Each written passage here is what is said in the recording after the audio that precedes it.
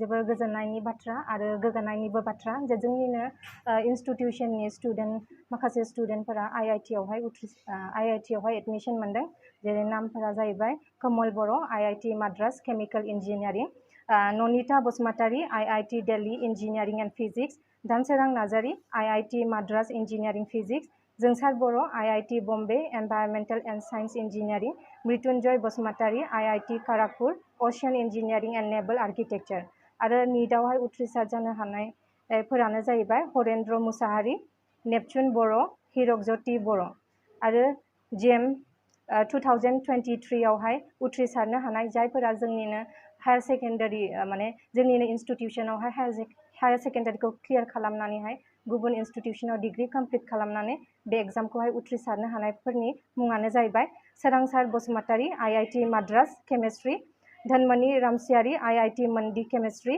सोमदोन Daimary IIT Mandi chemistry, Krishna Boro' IIT Bhubaneswar जुल'जि। जोंनि इनस्टिट्यूशनहाय कचिं होनाय जायो गथ'फोरनोहाय JEE आरो नीटनि थाखायहाय आरो बेफोरजोंनो गथ'फोरा ट्रेनिं होनाय जायो आरो बिसोरबो गावसोरनि नाजानायजोंहाय बेफोर नाजानायनिफ्रायबो उथ्रिसारनो हायो। औ खाबु दङ, जायफोरा इन्टारेस्टेड बिसोर फैनानैहाय बेयावहाय कचिं लाफैनो हागोन।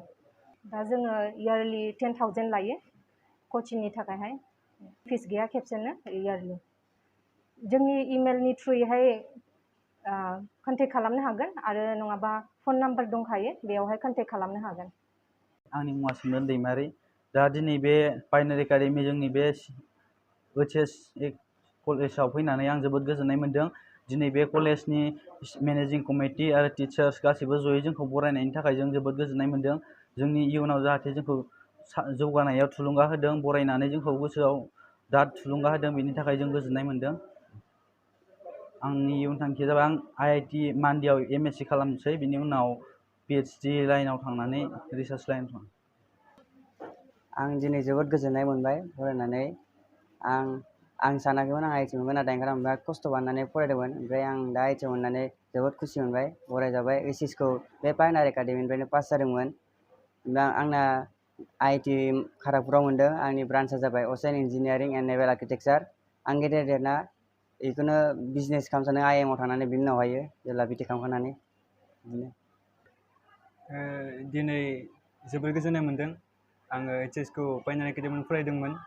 दा आङो IIT बम्बेआव फरायनो जि खाबु मोनबाय, बेनि थाखाय गोजोननाय मोनबाय। आंनि ब्रान्सआ जादों एनभाइरनमेन्टेल साइन्स एन्ड इन्जिनियारिं। आङो जुदि खाबु मोनो उनाव एसे रिसार्च लाइनाव थांनो सानदों। जुदि